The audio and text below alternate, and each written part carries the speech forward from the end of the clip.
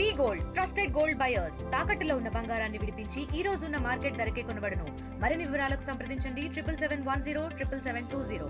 ఇవాళ హైదరాబాద్ నుంచి బయలుదేరి రాజమండ్రి సమీపంలో కొంతమూరు వద్ద అనుమానాస్పద స్థితిలో మృతి చెందినటువంటి పరిస్థితి ఉంది. ఈ నేపథ్యంలో ఆ ప్రమాదానికి గురై చనిపోయారా లేదంటే ఆయన హత్య చేశారా అనేది పలు అనుమానాలు రేకెత్తుతున్నాయి. ఇప్పటికే గత వారం రోజులకు పైగా అయితే ఈ యొక్క ఘటనపై రాష్ట్ర వ్యాప్తంగా కూడా అనేక అనుమానాలు అయితే రేకెత్తుతున్నటువంటి పరిస్థితి ప్రధానంగా ఉండాలి. అలాగే ప్రధానంగా చూసుకుంటే ఆయన హైదరాబాద్ నుంచి అలాగే రాజమండ్రి ఎందుకు వస్తున్నారనేది కూడా ప్రధానంగా అందరూ కూడా దీనిపై పలు అనుమానాలు అయితే రేకెత్తుతున్నాయి. ఈ నేపథ్యంలోనే ఆయన గత కొన్నాళ్ళ నుంచి కూడా రాజమండ్రి పరిసర ప్రాంతాలలోనే తన సేవ ఏదైతే క్రైస్తవ ప్రసంగికులుగా ఉండడమే కాకుండా బైబిల్ మిషన్ ఏర్పాటు చేసి ఇక్కడ ప్రత్యేకమైనటువంటి ఒక అనాథులకు కూడా ఒక ఆశ్రయం కూడా ఏర్పాటు చేయాలనేది ఒక నేపథ్యంలోనే ఆయన అయితే రాజమండ్రి వస్తున్నటువంటి పరిస్థితి ఉంది.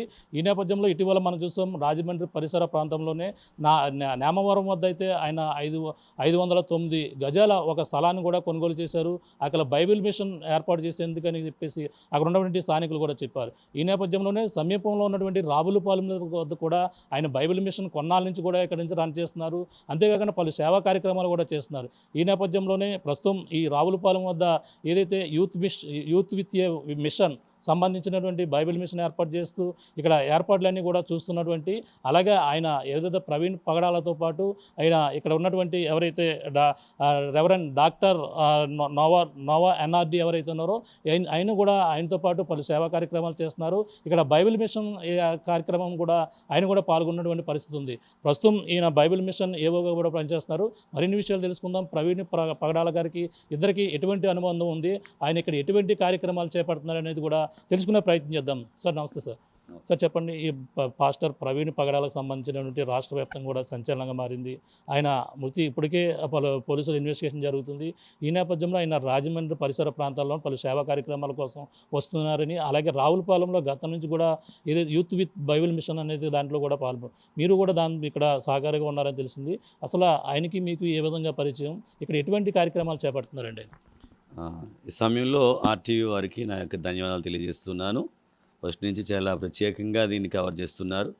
ఇది చాలా కొన్ని విషయాలు, తెలియని విషయాలు బయటికి బాగా ఎక్కువ అవుతున్నాయి తప్ప అసలు విషయాలు బయటికి రావడం లేదు.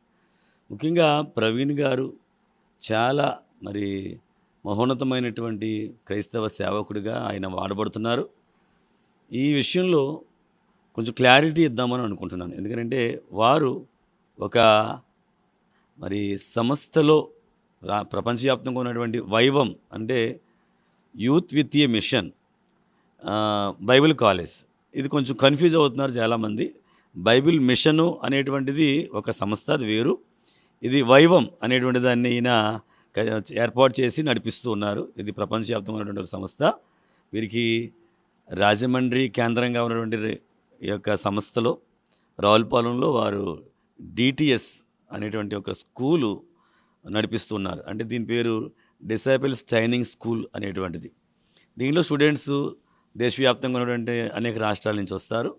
వీరికి హైదరాబాద్లో కూడా ఒక డిటిఎస్ ఉంది, అలాగే ఛత్తీస్గఢ్లో కూడా ఒక డిటిఎస్ వీరు ఆధ్వర్యంలో, ఇంకా కొన్ని చోట్ల వీరు సహకారిగా ఉండి వీరు మెయిన్ స్పాన్సర్గా ఉండి నడిపిస్తున్నటువంటి వైనం కనుక యూత్ విత్ ఏ మిషన్, దానికి బైబిల్ కాలేజ్ అనేటువంటిది అనుబంధంగా ఆయనకు ఉన్నటువంటి విషయం. అయితే వారు మాకు, మా అన్నయ్య కుటుంబానికి వారు బాగా పరిచయస్తులు. అయితే ఇక్కడ రామ్మోహన్ గారు ఈ వ్యవహారాలు రాజమండ్రిలో బ్రాంచ్కి సంబంధించినటువంటి డిటిఎస్కి వారు ఇక్కడ మెయిన్గా ఉండి నడిపిస్తున్నటువంటి వారు. అయితే రావులపాలెంకు సంబంధం ఏంటంటే రావులపాలెంలో ఆ స్టూడెంట్స్కి ఇక్కడ ట్రైనింగ్ ఏర్పాటు ఇక్కడే జరుగుతుంది. అనగా పారా సంస్థలో వారు దాన్ని రెంట్కి తీసుకుని ఇక్కడ నడిపిస్తూ ఉన్నారు. ఇది ఒక 5 నెలల యొక్క కార్యక్రమం. ఇది డిటిఎస్ అని అంటే 3 నెలలు ఇక్కడ థియరీ ఉంటుంది, 2 నెలలేమో ప్రాక్టికల్గా మొత్తం ఆల్ ఓవర్ ఇండియా వాళ్ళని పంపిస్తారు. ఇది ప్రస్తుతం వైవం అనేటువంటి దానికి ఉన్నటువంటి పరిస్థితి. దాన్ని ఆయన చాలా ఇంట్రెస్టింగ్గా పూర్తిగా వారి నిధులు సమకూర్చి దీన్ని నడిపించేటువంటి వైన్. ఇది వైవం అనేటువంటి దాని గురించినటువంటి విషయం. Youth with a mission Bible college, అది దాని గురించినటువంటి వివరణ అండి. అయితే ఈ విషయంలో ఆ రోజు జరిగినటువంటి విషయాల గురించి అనేకమైనటువంటి అనుమానాలు ఉన్నాయి. అయితే నేను కూడా ఆల్రెడీ ఆర్టీవీలో ఒకసారి ఈ విషయాన్ని పోస్ట్ మార్టం దగ్గరే చెప్పడం జరిగింది. మరలా ఈ విషయాలు ఒకసారి మళ్ళీ జ్ఞాపకం చేస్తున్నాను. ఆ రోజు అనగా సోమవారం 24వ తారీఖుని ఆయన హైదరాబాద్లో బయలుదేరిన తర్వాత 12, 11 మధ్యలో బయలుదేరారనే విషయం నాకు రామ్మోహన్ గారి ద్వారా తెలిసింది. అయితే ఆయన ముందుగానే వస్తున్నారు, ఎందుకంటే రావులపాలెంలో ఉన్నటువంటి డిటిఎస్లో 2 రోజులు క్లాసులు వారికి చెప్పడానికి ఆయన అక్కడి నుంచి ముఖ్యంగా వస్తున్నారు. తర్వాత ఇక్కడ చాగళ్ళ ప్రాంతాల్లో మరి ప్రార్థనలకి సభలకి వెళ్ళడానికి తర్వాత విషయం, కానీ ముందు ఇక్కడ రావడానికి ఆ సమయంలో ఇక్కడ మాతో కొంచెం విషయాలు మాట్లాడి ఈ డిటిఎస్ని ఇంకెలా ముందుకు తీసుకెళ్ళాలనే ఆలోచనతో రామ్మోహన్ గారు వారితో చెప్పడం, ఈ విషయాలన్నీ జరిగిన విషయం. ఆ ప్రయాణ సమయంలో వారు అక్కడ బయలుదేరడం అనేది జరిగింది. అయితే హైదరాబాద్ నుంచి విజయవాడ వచ్చే సమయానికి ఖచ్చితంగా 5.5 hours పడుతుంది ఖచ్చితంగా. అంటే 5:30 మ్యాక్సిమం 6 లోపల విజయవాడ చేరుకోవాలి ఆయన. అయితే చేరుకున్న ఆయన దగ్గర నుంచి ఎక్కడి నుంచి ఫోన్లు చేసినా ఫోన్లు వెళ్ళినా ఏ ఫోన్లు ఎత్తట్లేదు. మన మిస్సెస్ చేస్తున్నారు, ఇక్కడ రామ్మోహన్ గారు చేస్తున్నారు రాజమండ్రి నుంచి, ఆయన ఫోన్లు లిఫ్ట్ చేయట్లేదు. సహజంగా ఆయన ప్రయాణం చేసేటప్పుడు ఉన్నటువంటి విధానం ఏంటి అని అంటే, ఎక్కడి నుంచి బయలుదేరారో మళ్ళీ చేరే వరకు ఇంటికి ఇన్ఫామ్ చేస్తూ ఉంటారు, చేరే వ్యక్తికి కూడా ఎప్పుడు ఇన్ఫామ్ చేస్తూ ఉంటారు. ఎక్కడి వరకు వచ్చాను, ఇక్కడ ఉన్నాను అనే విషయాలు క్లియర్గా చాలాసేపు మాట్లాడిన తర్వాత, ఎందుకంటే ఆయన ముందు నుంచి ఉన్న థ్రెట్ని బట్టి ఆయన ఎప్పటికప్పుడు ఇన్ఫర్మేషను మరి అందిస్తారనే విషయాన్ని నేను వారి ద్వారా నాకు తెలిసిన విషయం, ఎందుకంటే ఎప్పుడు జరిగేటువంటి విషయం ఇది. అంటే గతంలో ఇక్కడికి వచ్చేటప్పుడు కూడా ఆయన బయలుదేరే ముందు చెప్పడం, ఫోన్ చేయడం, ఇప్పుడు కూడా ఎన్నిసార్లు వచ్చాడండి ఇప్పటికి ఇంకా ఆయన? రావులపాలెంలో ఇంచుమించు ఒక 4-5 సార్లు, అంటే ఇది ఇక్కడికి రాజమండ్రిలో జరిగేది, ఇప్పుడు ఈ మధ్యకాలంలో ఇక్కడ రావులపాలెం పెట్టిన తర్వాత నుంచి జరిగింది. ఎన్నాళ్ళ క్రితం రావులపాలెం రావడం జరిగిందండి ఇది? ఒక 1 month లోపే వచ్చారు. 1 month లోపే క్లాసులు జరిగిన ఫొటోస్ కూడా మన దగ్గర ఉన్నాయి. అవన్నీ కూడా ఇక్కడ రావులపాలెం జరిగిన క్లాసులు చెప్పడం అవన్నీ కూడా ఉన్నాయి. అయితే విషయం ఏంటనంటే, ఆయన 5:30కి కూడా ఫోన్ చేయకపోతే పగడాల గారి యొక్క సతీమణి రామ్మోహన్ గారికి ఫోన్ చేసినప్పుడు, మీ అన్నయ్య ఆయన ఫోన్ ఎత్తట్లేదమ్మా, ఈ విషయం ఏంటి నాకు అర్థం అవ్వట్లేదు, ఇంకా ఏది 5:30 అయిపోయింది, విజయవాడ నుంచి కనీసం ఫోన్ చేయాలి కదా, ఏం చేయలేదు అనేటువంటి మాట ఆమె రామ్మోహన్ గారు చెప్తే, రామ్మోహన్ కూడా అదే చెప్పారు, అమ్మ నేను కూడా ఫోన్లు చేస్తున్నాను కానీ నా ఫోన్కి రెస్పాండ్ అవ్వట్లేదు అని చెప్పేసి అనమాట. ఇదంతా అయిన తర్వాత 9:30కి మరలా ప్రవీణ్ పగడాల గారు తన భార్య జెసికాకు ఫోన్ చేయడం జరిగింది. చేసి నేను విజయవాడలో ఉన్నాను మరలా చేస్తాను అని పెట్టేశారు, అంతే. అదే రోజు అండి, సేమ్ అదే రోజు, సోమవారం రాత్రి 9:30కి జరిగినటువంటి ఫోన్ సంభాషణ ఇది. నేను విజయవాడలో ఉన్నాను. అయితే ఎప్పుడు అలాగైనా ఫోన్ పెట్టేసేటువంటి వారు కాదనేటువంటిది అందరూ చెప్పేటువంటి మాట. రామ్మోహన్ కూడా అదే మాట అన్నారు, ఎప్పుడు ఆయన ఇలా ఉన్నానని పెట్టారండి, మొత్తం విషయాలన్నీ ఆయన కులంకషంగా చెప్పిన తర్వాత పెడతారు. ఆ రోజు నాకు ఫోన్ లిఫ్ట్ చేయలేదు, తన మిసెస్ కూడా లిఫ్ట్ చేయలేదు, కానీ 9:30కి ఒకసారి చేశారంతే. బయలుదేరిన దగ్గర నుంచి ఓన్లీ 9:30కి ఫోన్ కాల్ వచ్చింది అనేటువంటిది చెప్పడం జరిగింది. తర్వాత ఆయన కొంతమూరు దగ్గర ప్రమాదవశాత్తు చనిపోయారు అని చెప్పేటువంటి మాటలు, అనుమానాస్పదంగా చనిపోయారని చెప్పేటువంటి మాటలే మనం బయటకు వచ్చాయి. అయితే దీంట్లో చాలా విషయాలు మాట్లాడవలసిన విషయాలు ఉన్నాయి. ఎందుకంటే చనిపోయిన విధానం చూస్తూ ఉంటే ఎక్కడ చూసినా కూడా సీసీ ఫుటేజ్ కెమెరాలు అందుబాటులో ఉన్నాయి, అక్కడే ఆయన యాక్సిడెంట్లు జరిగినట్లుగా కనిపిస్తున్నాయి. నిన్న వచ్చిన సీసీ ఫుటేజ్ లేదా కనుక లారీ దగ్గర పడినప్పుడు చెయ్యెత్తి ఆయన ఇలాగా సీసీ కెమెరాకే ప్రత్యేకంగా ఆయన ఇచ్చినట్లుగా కనిపించడం, ఆ ముఖం ఆయనగా కనిపించకపోవడం, ఇలాంటి చాలా అనుమానాలు ఉన్నాయి.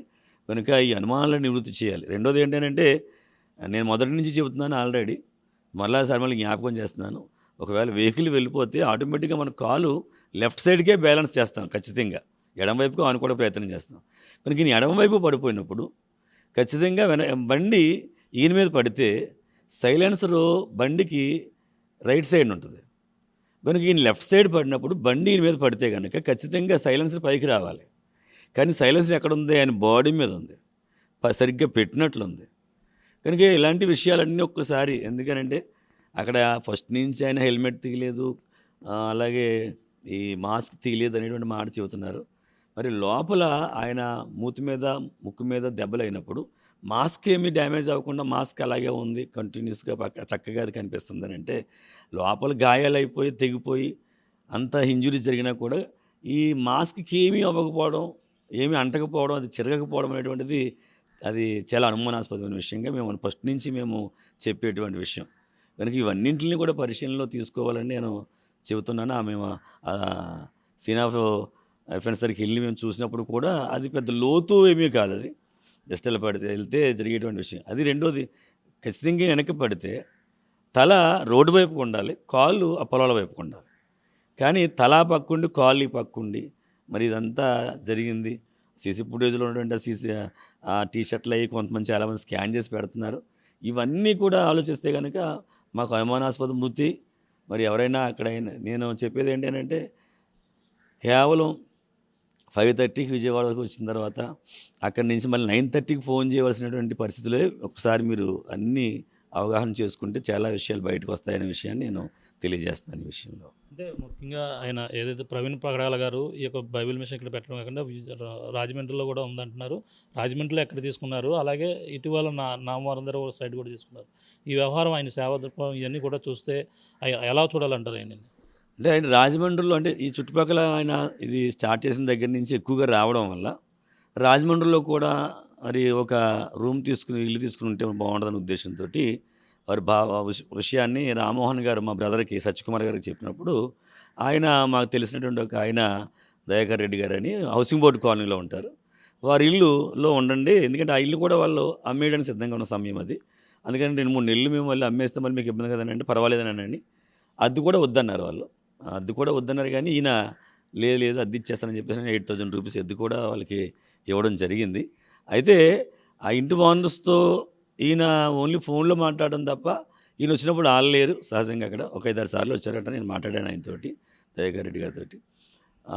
కనుక అక్కడ ఆ ఇంట్లో ఉండి ఆయన మిగతా కార్యక్రమం చుట్టుప్రక్కల వెళ్ళేవారు. ఈ బండేజ్ రావడానికి కారణం కూడా ఈరోజు ఏంటి అని అంటే ఒక 2 months బ్యాకే ఈ విషయాన్ని ఆయన చెప్పడం జరిగింది. ఏంటంటే ఈ ఏరియాకి వచ్చినప్పుడు బండి మీద తిరగడానికి కొంచెం బాగుంటుంది కదా అని చెప్పేసి ఆయన వాడుకునే బండి అటుకొచ్చి ఇక్కడ పెట్టేసుకోవడానికే తీసుకొస్తున్నారు తప్ప ఇంకో ఉద్దేశం ఏమి కదా. అంటే ఆయన బండి మీద ఎన్నాళ్ళ క్రితం చెప్పారండి బండి వేసుకుని వస్తానని, బండి వేసుకుని వస్తాను ఇక్కడ తిరగడానికి బాగుంటుంది. 1.5 month బ్యాక్ 2 months బ్యాక్ ఆయన ఆలోచనలో ఉన్నట్టుగా రామ్మోహన్ గారు నాతో మాట్లాడుతూ తెచ్చేస్తారండి అని చెప్పేసి అన్నారు నాతో అన్నమాట.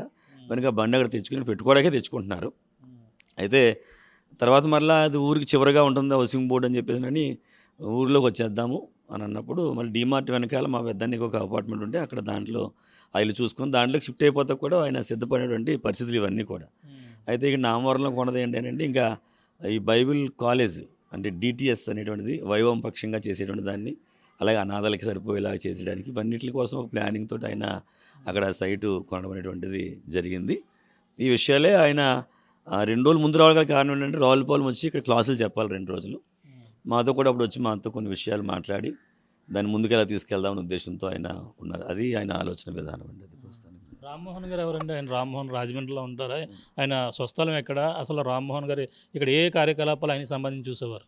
రామ్మోహన్ గారిది తెలంగాణ అండి, అయింది వరంగల్ దగ్గర. అయితే ఆయన హైదరాబాద్లో 2 సంఘాలు కలిగి ఆయన సేవ చేశారు. ఆయన కూడా చాలా కమిటెడ్ పర్సన్. ఎందుకంటే మంచి సంఘాలు 2 పెద్ద సంఘాలను కలిగి ఉండి ఆయన మంచి పొజిషన్లో ఉన్న టైంలో దేవుడు చెప్పాడని ఆ 2 సంఘాలని కూడా అక్కడ ఉన్న స్థానికులకి ఒకరిద్దరికి వాటిని అప్పచెప్పేసేసి ఆయన రాజమండ్రిలో దేవుడు సేవ చేయమని చెప్పేసి రాజమండ్రి వచ్చేసాడు ఆయన. కనుక రాజమండ్రి వచ్చిన తర్వాత ఇక్కడ 2 years బ్యాక్ ఇక్కడ డిటిఎస్ అనేటువంటి స్థాపించడం, దాన్ని ఇక్కడ ఆయన రన్ చేయడం జరిగింది. ప్రవీణ్ పగడాల గారికి రామ్మోహన్ గారికి ఇంచుమించు 13-14 సంవత్సరాల నుంచి వారిద్దరు కూడా వారి చేస్తులు. అంటే వీళ్ళందరూ కూడా ఇండోర్లో ఉన్నటువంటి ఒక బైబిల్ కాలేజీలో సీనియర్స్ జూనియర్స్ కింద ఇలాగా పరిచయాలతో ఉన్నటువంటి వాళ్ళు వీళ్ళందరూ కూడా అక్కడి నుంచి వీళ్ళకి ఈ యొక్క సేవా పరిచర్య భావాలు మూలాలు ఉన్నాయండి. అక్కడి నుంచి ప్రవీణ్ పగడాల గారికి సంబంధించిన ఇంకా వివరాలు అంటే అతని స్వస్థలం చూసుకుంటే కడప జిల్లాకు సంబంధించిన స్వస్థలం. ఆయన సంబంధించిన జర్నీ ఏ విధంగా వెళ్ళిందని మొత్తం అంతా కూడా ఆయన ఇప్పటికే వాళ్ళకు సంస్థలు ప్రారంభించారని అన్నారు. పలు ఈ మిషన్లకు సంబంధించిన వ్యవహారాలను కూడా డిటిఎస్ అనే అది కూడా చూస్తున్నారు. ఎక్కడెక్కడ దానికి సంబంధించినవి ఉన్నాయండి? అంటే ఆయన అనాథ పిల్లలకు సంబంధించి ఆయన సొంత పిల్లలుగా తీసుకుని చేయడం ఒకటి ఆల్రెడీ అందరికీ తెలిసిన విషయం అది. అలాగే ఈ బైబిల్ ట్రైనింగ్ సెంటర్స్ అంటే లేదంటే డిసైపుల్స్ ట్రైనింగ్ స్కూల్స్ అనేటువంటి వాటిని ఆయన ఆయా చోట్ల 3 చోట్ల ప్రధానంగా ఉన్నాయి.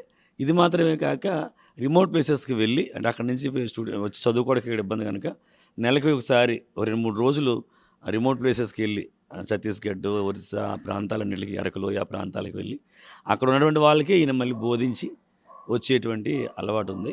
ఈయన వచ్చేటువంటి ఇన్కమ్ అంతట్లోనూ కూడా అన్ని సేవా కార్యక్రమాలకే ఈయన ఎక్కువగా వాడడం అనేది జరుగుతుంది. ఎక్కడికి వెళ్ళినా ఈయన చాలా దూర ప్రాంతాలు కాశ్మీర్ నుంచి కన్యాకుమారి వరకు ఈయన ఈ డిటిఎస్కి సంబంధించిన క్లాసులకి వెళ్ళడాలు, వాళ్ళని బలపరచడం రావడం అనేటువంటి జరుగుతూ ఉంటుంది. ఆ క్రమంలోనే రామ్మోహన్ గారితో ఈయన ఈ జర్నీని నడిపిస్తున్నారు ప్రస్తుతానికి. ఇంకా అంటే హైదరాబాద్లో అక్కడ ప్రత్యేకంగా ఆయనకి సెర్చ్ ఏదైనా ఉందండి హైదరాబాద్లో దీనికి? హైదరాబాద్లో కూడా ఒక చర్చిని ఈయన రన్ చేస్తున్నారు. ఆ చర్చిలో రామ్మోహన్ గారు కూడా ఛానల్లో ఆయన దాంట్లో అసిస్టెంట్గా చేసినటువంటి పరిస్థితులు అయినా ఉన్నాయి. దాంట్లో అక్కడ కలిసి ఉండేటువంటి వారు. అది ఆయన సేవా పరిచర్యలో ఈయన ఒక బలమైనటువంటి సపోర్ట్ పిల్లర్ ఈయన రామ్మోహన్ గారు. అంటే కొన్నాళ్ళు ఇక్కడ ఇవన్నీ కూడా చేసుకున్న తర్వాత ఆయన ఫారెన్లో ఎక్కడ సెటిల్ అవుదామని కూడా ప్లానింగ్ ఏదో ఉందని కూడా అంటున్నారు. అదేంటి, దానికి సంబంధించిన వివరాలు అందిస్తారు? అంటే వారి పాపని థియలాజికల్ స్టడీస్ కోసం పంపించడానికి అనేటువంటి ఉద్దేశంతో ఆయన అబ్రాడ్ అమెరికా వెళ్దాం ఆలోచన. తర్వాత కూడా కొంతమంది సన్నిహితుల ద్వారా ఏంటంటే అక్కడి నుంచే మానిటరింగ్ చేద్దామా అనేటువంటి ఆలోచన కూడా ఆయనకి ఉందనేటువంటి మాట కొంతమంది నాతో మాట్లాడినప్పుడు చెప్పారు. ఎందుకంటే ఇక్కడ కొంచెం థ్రెట్ ఎక్కువగా ఉంది, ఈ విషయంలో మనం జాగ్రత్తగా ఉంటే మంచిదనేటువంటిది. ఎందుకంటే ఆయన దగ్గర ఉన్నటువంటి నాలెడ్జ్ చాలా ఎక్కువ. ఎందుకంటే ప్రస్తుత క్రైస్తవ సమాజంలో అంత నాలెడ్జ్ ఉన్నటువంటి చాలా తక్కువ మంది ఉన్నారు. అన్ని గ్రంథాల మీద ఈయనకి అపారమైనటువంటి పట్టు ఉంది. బైబిల్ మీద అపారమైన పట్టు ఉంది. ఎవరు ఏమడిగినా ఏ సమయంలో అడిగినా దానికి సరైనటువంటి సమాధానాన్ని అయినా చెప్పగలిగేటువంటి పరిస్థితులు ఉన్నాయి. కనుక ఈ విషయంలో నేను చెప్పేది ఏంటంటే ఎవరు ఆయన్ని చంపారో, లేకపోతే ఎవరు ఆయన్ని టార్గెట్ చేశారో, లేకపోతే ఇది ప్రమాదవశాత్తు జరిగిందో అనేటువంటి విషయాలు అనేటువంటివి కూడా ప్రభుత్వం లేక పోలీసు వారు దీని మీద సరైనటువంటి విచారణ జరిపించాలి. ఇప్పుడు సిట్ విచారణ జరుగుతోంది. దీని గురించి జాప్యం కూడా త్వరగా రావాలని కోరుకుంటున్నాం. రెండోది ఏంటంటే దీని మీద న్యాయ విచారణకి ఏర్పాటు చేస్తే బాగుంటుంది అనేటువంటిది నా యొక్క అభిప్రాయంగా నేను తెలియజేస్తున్నాను. చాలా ఆయన దగ్గరగా చూశారు. ఇక్కడ క్లాసుల సమయంలో కూడా ఆయనతో కూడా తిరిగిన సందర్భం. ఆయన ఇప్పుడు చూస్తున్నటువంటి సీసీ ఫుటేజ్లో ఏదైతే ఉన్నాయో ఆయన సరిగ్గా ఆ విధంగా కనిపిస్తారా, లేదంటే ఆయన హైటు వెయిట్ ఇవన్నీ కూడా ఎలా ఉండే అవకాశం ఉందంట? ఆయన మ్యానరిజమ్స్ అక్కడ దాంట్లో లేవండి. అవి సీసీ కెమెరాల్లో చూసినట్లో ఆయన ఏ మీటింగ్స్కి వచ్చినా మాతో ఉన్నప్పుడు ఇంట్లో కానీ ఆయన మ్యానరిజమ్స్ అలా లేవు, కొంచెం డిఫరెంట్గానే ఉన్నాయి. అందుకని ఇది ఆయన మేము ఫస్ట్ చూసిన వెంటనే విజువల్ వచ్చిన వెంటనే అది మార్ఫింగ్ చేశారా, లేకపోతే ఇది ఏమన్నా ప్రత్యేకంగా ఇంకొక వ్యక్తిని పెట్టి చేయించారా అనేటువంటిది మాకు వెంటనే అనుమానం వచ్చింది ఆ విషయంలో. అందుకనే ఇప్పుడు చూసినప్పుడు మద్యం కొనుగోలు చేస్తున్నారని ఏదో సీసీ ఫుటేజ్ ఏలూరుది ఏదో పెట్టారు. ఆ ఏలూరు సీసీ ఫుటేజ్ పెట్టిన వెంటనే ఆయన స్కాన్ చేస్తున్నట్టు ఇది నేను అప్పుడే చెప్పాను వెంటనే ఆల్రెడీ ఏంటంటే ఇది విజయవాడకి ముందే ఆయన ఎవరో హ్యాండిల్లోకి వెళ్ళిపోయాడు ఈయన అనేటువంటిది నేను ఆ రోజే సస్పెక్ట్ చేశాను. మరి అది ఎంతవరకు నిజమైనటువంటిది విచారణ జరిపించిన తర్వాత అర్థమవుతుంది. కనుక అక్కడ ఆ ఫోటో చూసిన వెంటనే నేను అనుకున్నాను ఇది మా బాబు గారు, నేను కూర్చున్నాను ఇది అయింది కాదు, ఇది ఆయన కాదు. ఎందుకంటే అందరికి మా ఇక్కడికి పరిచయాలు కనుక ఆయన సిస్టమ్ అయింది మేనరిజంలా కనిపించలేదు వెంటనే కూడా. అదంతా వెనకాల ఒకవేళ ఆయనే ఇతనే అంటే కనుక వెనకాల ఖచ్చితంగా ఏదైనా ఆయన్ని భయభ్రాంతులకు గురి చేసైనా చేసి ఉండాలి తప్ప మాకైతే కనుక ఆ మేనరిజమ్స్ మాత్రం ఆయనే కాదు ఆ విషయం. ఎందుకంటే పడిపోయినప్పుడు చెయ్యి ఇలా ఊపడం, సీసీ కెమెరా ముందు ఇవన్నీ వస్తున్నాయి. సరిగ్గా సీసీ కెమెరా ముందే బండి పెట్టుకుని ఇలా చాలాసేపు అక్కడ తిరుగుతున్నట్టుగా కనిపించాలి. సీసీ ఫుటేజ్ ఉన్న దగ్గరే పెట్రోల్ బంక్ దగ్గర అక్కడ నిలబడి ఉండడం, ఆ మూమెంట్స్ అది ఇవన్నీ కూడా మాకు అనుమానాస్పదంగా ఉన్న విషయాలు. ఇవన్నీ కేసర టోల్ గేట్ దగ్గర ఏదైతే ఉందో వెళ్ళి స్ట్రైట్గా వెళ్ళిపోవడం, అక్కడ ఎన్న ఢీ కొట్టడం, అక్కడే బుల్లెట్కి సంబంధించిన హెడ్లైట్ పోయింది అనేది కూడా సీసీ ఫుటేజ్లో కనపడుతుంది అంటున్నారు. అక్కడ చూస్తే అక్కడ ఏ విధంగా అనిపిస్తుంది? అక్కడ నేను చూశాను, అది క్లారిటీగా లేదు. అదే ఆటోలు అవి వస్తున్నాయి, వెనకాల వచ్చింది, మళ్ళీ అక్కడ దుమ్ము జస్ట్ కొద్దిగా వచ్చిందని చెప్పేసి తగిలిందని చెప్పేసి నేను పడుకున్నట్టుగా అది చాలా అది బ్లర్గా కనిపిస్తుంది అదంతా కూడా. అది వెనకాల ఇప్పుడు వచ్చేసింది, దాని వెనకాల ఎవరైనా ఆయన్ని వస్తున్నారా, లేకపోతే అలా క్రియేట్ చేశారా, ఇంకొక వ్యక్తా, లేదా అంతకుముందే ఆయన ఇంకొకరి చేతిలోకి వెళ్ళిపోయాడా, ఇవన్నీ మనం పరిశీలన చేసి కొనుక్కోవాల్సిన విషయాలు ఇవన్నీ కూడా. ఎందుకంటే ఆయన ఏ రోజు కూడా ఇంటికి ఎప్పటికప్పుడు కాల్స్ చేసి ఇన్ఫర్మేషన్ చెప్పకుండా ఉండడు. ఆయన దగ్గర ప్రధాన లక్షణం అది. వచ్చే వాళ్ళకి చెప్తాడు ఎక్కడికి వస్తున్నారో వాళ్ళకి, ఇంటికి ఎప్పుడు కూడా ఇన్ఫార్మ్ చేస్తూ ఉంటాడు ఆయన, ఇదిగో నేను ఇక్కడ దాకా వచ్చానన్న విషయం. కానీ విజయవాడలో ఆయన 9:30 దాకా ఫోన్ చేయకపోవడం అనే దగ్గరే వాళ్ళు కంగారు పడ్డారు. ఫ్యామిలీ జెస్సికా గారు కానీ లేకపోతే రామ్మోహన్ గారు కానీ అప్పుడు కంగారు వచ్చింది వాళ్ళకి. ఎందుకు కంగారు అంటే ఒక వెనకాల థ్రెట్ ఉందనే విషయం మీదే వాళ్ళకి అనుమానాలు ఉన్నాయి కనుక.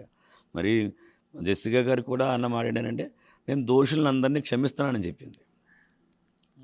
దోషుల్ని క్షమిస్తున్నానంటే కనుక ఆవిడ మనసులో ఖచ్చితంగా ఇది ప్రమాదం కాదు, ఇది హత్య అనేటువంటి విషయం ఆవిడకి అర్థమైతేనే కదా ఆ మాట అంటుంది ఆవిడ ఖచ్చితంగా. దోషులంటే అర్థం ఏంటి? తప్పు చేసిన వాళ్ళని అర్థం. దోషులంటే ఎవరో మొత్తం మీద ఆయన్ని ఏదో చేశారని అర్థం. కనుక నేనే క్షమించేస్తానని చెప్పింది, మంచి మాట చెప్పింది. క్రైస్తవ్యంగా చెప్పాల్సినటువంటి క్షమాపణ ఇచ్చేటువంటి విషయంలో నెంబర్ 1గా ఉండేటువంటి మాట ఆవిడ చెప్పారు. కానీ ఆ చెప్పినటువంటి విధానాన్ని బట్టి చూస్తే కనుక వెనకాల ఎవరైనా థ్రెట్ ఉందనేటువంటి మాట, నేను దోషులను క్షమిస్తాను అన్నారంటే కనుక దోషులు ఎవరో ఉన్నారనే ఉద్దేశం అర్థమవుతుంది. కనుక ఆ కోణంలో మీరు దీని మీద సరైన విచారణ చేయాలని కోరుకుంటున్నాను. అంటే విజయవాడలో జరిగినప్పుడు ఏదో అనుకుంటే కంటే హైదరాబాద్లో బయలుదేరినప్పుడే సీసీ ఫుటేజ్ వైన్ షాప్లోకి వెళ్ళినటువంటి అవి కూడా వచ్చాయి. అందులో ఆయన మేనరిజం ఎలా ఉంది అంతే, లోపలికి రావడం, మొబైల్ జోబులో పెట్టడం, 2 మొబైల్ తీసి స్కానింగ్ చేయడం, ఇవన్నీ కూడా. నేను అనేది ఏంటంటే నిజంగా ప్రవీణ్ పగడాల గారు మద్యం తాగేటువంటి వ్యక్తి అనేటువంటి విషయం కనుక నిజమైతే కనుకండి, ఆయన ఎవడైనా మామూలుడైనా సరే సీసీ కెమెరాలు అబ్జర్వ్ చేసుకుంటాడు. సహజంగా సీసీ కెమెరాలు ముందుకు వెళ్ళిపోయి దాని ముందే కాసేపు తచ్చాడి వెనక్కి ముందుకు వచ్చి అక్కడ ఏదో సెలెక్ట్ చేసుకున్నట్లుగా ఈ బ్రాండ్ అని, ప్లస్ ఒకే వ్యక్తి అన్ని మద్యం సీసాలు కొనేసుకుని ఓ బ్యాగ్ కట్టుకుని వెళ్ళిపోవడం. ఆ బయట మీరు గమనించారు లేదో, ఒక వ్యక్తి అక్కడ ఫోటో తీసుకుంటున్నాడు. ఈ ఫోటో ఎందుకు తీయవలసి వస్తుంది ఆ ఫోటో? అలాగే పెట్రోల్ బంక్ దగ్గర కూడా ఒక అతను వైట్ షర్ట్ వేసుకున్న ఒక అతను ఇతన్ని విష్ చేస్తున్నాడు.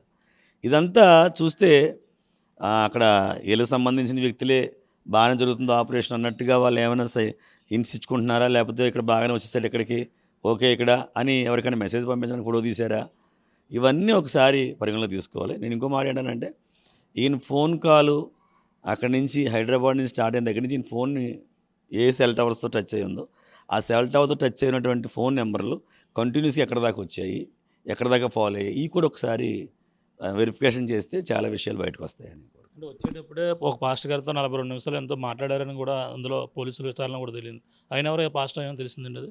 నాకు ఆ విషయం తెలియదండి, ఆ పాస్టర్ గారు ఎవరితో మాట్లాడడం తెలియదు. మరి అయితే నీల్ రాజ్ అని ఒక బాబు ఆల్రెడీ ఫేస్బుక్లో పోస్టింగ్ పెట్టాడు. ఏంటంటే హైదరాబాద్ నుంచి విజయవాడ వస్తున్నప్పుడు ఒక ఆయన ఫోన్ చేసి ఈయన్ని చిన్న మీటింగ్ ఉందన్న రావాలి దయచేసి 1 గంట సేపు మీరు చెప్పి వెళ్ళిపోండి, 1 గంట సేపు మాట్లాడి వెళ్ళిపోండి, జస్ట్ ఇక్కడ చాలామంది విశ్వాసులు ఉన్నారని చెప్పేసినని ప్రవీణ్ పగడాల గారికి ఫోన్ వచ్చిందన్న విషయాన్ని నీలజ్ అనేటువంటి ఒక తమ్ముడు మరి ఫేస్బుక్లో ఆల్రెడీ, నీలజ్ అంటే అతను ఆల్రెడీ చాలా పోస్టింగ్లు చేస్తూ ఉంటాడు, ఎప్పుడు కూడా లైవ్స్ ఇస్తూ ఉంటాడు. అతను క్రిస్టియన్ పరంగా ఆయన ఉద్యోగం చేసుకుంటూ దేవుని సేవలు ఏదో ఆయన తప్పులు ఏమైనా ఉంటే ఆయన ఖండిస్తూ ఉంటాడు. అతను పెట్టిన పోస్టింగ్లో ఏముంది అంటే, ఇలా ఎవరు ఫోన్ చేశారో అది రావాలి బయటికి, ఎవరు రమ్మన్నారు ఈయన్ని, జస్ట్ వచ్చి వెళ్ళిపోండి, 1 గంట దేవుని వాకింగ్ చెప్పి వెళ్ళిపోండి అని చెప్పి పిలిచిన వాళ్ళు ఎవరు, ఆ వ్యక్తులు బయటకు వస్తే మొత్తం విషయం బయటకు వస్తుంది కదా అని చెప్పేసి పోస్టింగ్ పెట్టాడు. ఈ నీల్ రాజ్ అన్న ఆయన ప్రవీణ్ పగడాల గారికి అత్యంత సన్నిహితులు, కలిసి కలిసి ఇవి పరిచర్యల్లో ఉన్నటువంటి వాళ్ళు, కలిసి ఫొటోస్ ఉంటాయి, వెళ్ళి కలిసి మీటింగ్స్ పెట్టినట్టు ఉంటాయి, మాట్లాడుకోవడం ఉంటుంది. ఆ నీల్ రాజ్కి ఆయనే పెళ్లి చేసిన పెళ్లి పెద్దగా ఉన్నాడు ప్రవీణ్ గారు. కనుక ఆయన పెట్టినటువంటి ఆ పోస్టింగ్లో చాలా దాంట్లో నిజం ఉంటుంది, ఎందుకంటే అంత అత్యంత సన్నిహితుడు కనుక.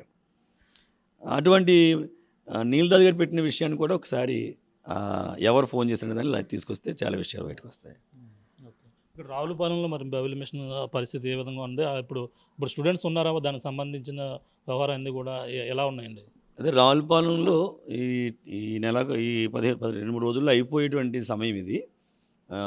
అయితే ఈ సమయంలో ఇక్కడ పారాలో ఉన్నటువంటి సభ్యులందరూ కూడా ప్రస్తుతానికి వాళ్ళ కోర్సు పూర్తి చేసుకొని చనిపోవడాన్ని బట్టి కొంచెం డిస్టర్బెన్స్ అయ్యింది. కానీ వాళ్ళు ఇప్పుడు గుంటూరులో ఫైనల్గా వాళ్ళు ఆల్ ఓవర్ ఇండియా వెళ్ళడానికి 2 months కోసం వాళ్ళు ప్రయత్నాల్లో ఉన్నారు. అయితే రావులపాలెంలో ప్రధాన కేంద్రంగా చేసుకుని ప్రవీణ్ పగడాల గారు 2 సంవత్సరాల నుంచి డిటిఎస్ని ఇక్కడ మెయింటైన్ చేస్తున్నారు. ఇది విషయం అండి. ఇప్పుడు అంటే యూత్ విత్ మిషన్ దాంట్లో భాగమైన పారా అనేది కూడా ఈ పారా అనేటువంటిది ఇది ఒక స్వచ్ఛంద సంస్థ అండి. ఇది క్రిస్టియన్ మిషనరీస్కి సంబంధించినటువంటి స్వచ్ఛంద సంస్థ. అదే ఇండివిజువల్గా పనిచేస్తుంది. అది ఆర్సీఎంకి సంబంధించినటువంటి ఇక్కడ డార్మస్కు సంబంధించినటువంటి సంస్థ. అది స్వచ్ఛంద సంస్థ, జనాల్లో అవేర్నెస్ తీసుకొస్తూ ఉంటుంది. ఎవరికైనా కూలీ విషయాలు ఇట్లా కానీ వాళ్ళు వెనకాల పోరాడు చేస్తూ ఉంటారు. దాంట్లో ఏంటంటే క్లాస్ చేస్తూ ఉంటారు. దాంట్లో ఏంటంటే క్లాసులు పెట్టుకోవడానికి అది రెంట్కి ఇస్తూ ఉంటారు. దాంట్లో ఒక గెస్ట్ హౌస్లా ఉంటాయి, చాలా చక్కగా ఉంటుంది, అది కాటేజెస్తో ఉంటుంది. దానిలో స్టూడెంట్స్ మరి హాస్టల్ అది కావాలి కాబట్టి అది ఉంటుంది, ప్లస్ క్లాసులు చెప్పుకోవడం ఒక పెద్ద హాల్ ఉంటుంది. దానికోసం ఇక్కడ దీన్ని వాళ్ళు తీసుకున్న తప్ప ఇది యూత్ విత్ మిషన్కి ఈ పారా సంస్థకి ఏం సంబంధం లేదు. అలాగే యూత్ విత్ ఏ మిషన్కి బైబిల్ మిషన్కి సంబంధం లేదు.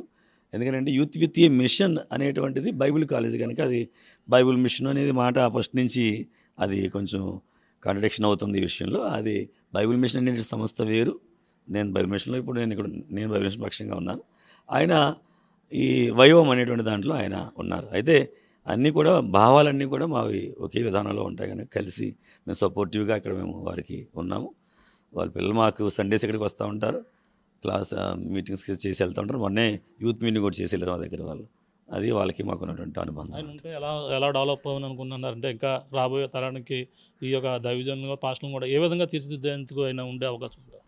ఆయన ఉద్దేశం ఏంటంటే ఈ డిటిఎస్ అనేటువంటిది పెట్టడం ద్వారా క్రైస్తవుల్లో ఉన్నటువంటి యువత దేవుని మార్గం వైపు వారు ప్రయాణం చేయాలని, దేవుడు మరి ప్రవీణ్ పగడాల గారికి ఇచ్చినటువంటి అపారమైనటువంటి జ్ఞాన సంపత్తిని వీళ్ళందరికీ పంచిపెట్టి ఆయన ఒక్కడే మాట్లాడేవాడు కాకుండా వీళ్ళందరినీ అలాగున ఆ భావజాలంతో ఆ విషయాలన్నీ వారికి తెలియచేసి వాళ్ళని క్రిస్టియానిటీలో ఒక బలమైనటువంటి సేవకులుగా ముందుకు తీసుకువెళ్ళాలి అనేటువంటి ఒక పెద్ద కాన్సెప్ట్ తోటి ఆయన ఉన్నారు. ఎందుకంటే ఈ కాన్సెప్ట్ చిన్నది కాదు, ఇది విశ్వవ్యాప్తంగా ఉండేటువంటిది కనుక ఈ ఆలోచన విధానం బ్రేక్ చేయడానికే ఈ ప్రయత్నాలు జరిగాయేమో అనేటువంటిది మా యొక్క మరి అనుమానం అనే విషయం తెలియజేస్తుంది. అది జరగకుండా ఇంకా ముందుకెళ్ళవు కదండి. ఇప్పుడు ఆయన ఆలోచన విధానాలు ఆయన ఆ మనిషి ఉన్నప్పుడు ఉన్నటువంటి వెళ్ళే విధానానికి లేకుండా వెనకాల చేసే వాళ్ళ విధానానికి చాలా తేడా ఉంటుంది. ఆయన ఆలోచన విధానంతో దీన్ని ముందుకు తీసుకెళ్ళడం చూశాడు. ఆయన ఉన్నటువంటి నాలెడ్జ్ని అంతా కూడా వీళ్ళకి ఇచ్చి, తక్కువ మంది స్టూడెంట్సే ఉంటారు, 20 మంది 15 మంది 30 మంది కన్నా ఎక్కువ 5 నెలల్లో అయిపోద్దండి. 5 నెలల్లో పూర్తి చేసేసి వాళ్ళకి అసలైనటువంటి విషయాన్ని వాళ్ళకి బోధించి పంపించేస్తూ ఉంటారు. ఆ తర్వాత మళ్ళీ వేరువేరుగా ఉంటాయి, మళ్ళీ ఇంకా ట్రైనింగ్స్ ఉంటాయి, కొత్త బ్యాచెస్ వస్తాయి. ఈ బ్యాచ్ కూడా మళ్ళీ ఇంకొక చోటకి మళ్ళీ ఇంకో ట్రైనింగ్కి వెళ్ళొచ్చు. అంటే డివైడ్ అయి ఉంటాయి మొత్తం, ఇప్పటికప్పుడు ఒక చోట కాకుండా. వయసు వచ్చే వాళ్ళకి ఎంత లిమిటెడ్ ఏజ్? యూత్ దీంట్లో జాయిన్ అవ్వడానికి వయసు అనేటువంటిది అసలు అడ్డంకి కాదు. యూత్ మిషనే కానీ నాలెడ్జ్ నాకు కావాలనుకున్న వాళ్ళకి ఇంచుమించుగా 40 years వాళ్ళు కూడా దీంట్లో జాయిన్ అయ్యి చదువుతూ ఉంటారు. మినిమమ్ వాళ్ళు ఒక 16 years నుంచి దీంట్లో జాయిన్ అయ్యి దేవుని వాక్యాన్ని నేర్చుకోవడానికి అవకాశం ఉంటుంది. Thank you. చూస్తున్నాం, ఇది పరిస్థితి. ప్రధానంగా ఏదైతే పాస్టర్ ప్రవీణ్ పగడాలకు సంబంధించిన ఇక్కడ రావులపాలెంలోనే యూత్ విత్ మిషన్ సంబంధించి బైబిల్ కాలేజ్ ఒకటి ఏర్పాటు చేసి, అలాగే ప్రధానంగా ఎంతోమందిని ఈ యొక్క దైవజనుల పాస్టర్లను తీర్చిదిద్దేందుకు వాళ్ళకి కావలసిన శిక్షణ ఇచ్చేందుకు అన్ని ఏర్పాట్లు కూడా ఇక్కడ చేస్తున్నారు. అదేవిధంగా కొన్నాళ్ళ నుంచి ఇక్కడ కూడా చేస్తున్నారు. 6 నెలల ఒక 5-6 నెలల కోర్సు పూర్తయిన తర్వాత మళ్ళీ కొత్తగా ఫ్రెష్గా మరొక బ్యాచ్ వస్తున్నారు. ఈ విధంగా బైబిల్ కాలేజీని ఏర్పాటు చేసేందుకైతే ఇక్కడ రావులపాలెంలోనే ఏర్పాటు చేశారు. ఇక్కడి నుంచి రాజమండ్రి షిఫ్ట్ చేసి అక్కడ ఏర్పాటు చేసేందుకు ఈ విధంగా సేవా కార్యక్రమాలు టీటీఎస్ ఏదైతే ఉందో దాని ద్వారా ఈ పలు సేవా కార్యక్రమాలు చేసేందుకు రావులపాలెం ఇక్కడ ఏర్పాటు చేశారు. అలాగే రాజమండ్రిలో కూడా రామ్మోహన్ గారి ద్వారా కూడా ఏర్పాటు చేసినట్టుగా పలు విషయాలు అయితే చెప్పడం జరిగింది. అలాగే ముఖ్యంగా ఇవన్నీ కూడా చూసుకుంటే పలు అనుమానాలు దారి తీస్తుంది. ఇటువంటివన్నీ కూడా ఆటంకాలకు సృష్టించేందుకే ఈ విధంగా ఆయనపై అనుమానాస్పదంగా కూడా జరిగినట్టుగా మాకు పలు అనుమానాలు ఉన్నాయంటూ చెప్పుకొస్తున్నటువంటి పరిస్థితి ఉంది. ఏదేమైనా ఇక్కడ రావులపాలెంలో పలు మందికి ఆయనకైతే అనుబంధం ఉంది. ఇక్కడ ఎవరైతే ఉన్నారో నోవా ఎన్ఆర్డి ఆయనతో కూడా పలు అనుబంధం ఉన్న నేపథ్యంలోనే ఆయనకి సంబంధించిన పలు విషయాలు అయితే మనతో షేర్ చేసినటువంటి పరిస్థితి ఉంది. ఏదేమైనా ఆ పాస్టర్ ప్రవీణ్ పగడాల మృతిపై విచారణ అయితే జరగాలంటున్నారు. ఏం జరిగింది అనేది కూడా తెలియాలి. ఏదైతే ఇప్పుడు వస్తున్నటువంటి వైరల్ అవుతున్నటువంటి ఫుటేజ్, ఈ సీసీ ఫుటేజ్ అన్నీ కూడా వాస్తవంగా కనిపించడం లేదు. ఆయనకు దగ్గరగా తిరిగినటువంటి వ్యక్తిగా మాకు అన్నీ కూడా తెలుసు. ఆయన యొక్క హావభావాలన్నీ కూడా పూర్తిగా ఎక్కడా కూడా ఆయనకి సింక్ అవ్వడం లేదంటూ చెప్పుకొస్తున్నటువంటి పరిస్థితి ఉందో. పక్కన పోలీసులు విచారణ వేగవంతం చేసి దీనిపై ఏం జరిగిందనేది కూడా వివరించే ప్రయత్నం అయితే చేయాలంటూ, అలాగే నోవా ఎన్ఆర్డి గారు కూడా చెప్తున్నటువంటి పరిస్థితి ప్రధానంగా ఉందని చెప్పాలి. మీకున్న తాజా పరిస్థితి కెమెరా అనిల్తో ప్రకాష్, RTV, రావులపాలెం నుంచి. మరిన్ని వీడియోస్ కోసం ఛానల్ ని సబ్స్క్రైబ్ చేయండి. లేటెస్ట్ అప్డేట్స్ కోసం వాట్సాప్ ఛానల్ ని ఫాలో అవ్వండి. ఆ లింక్ డిస్క్రిప్షన్ లో ఉంది.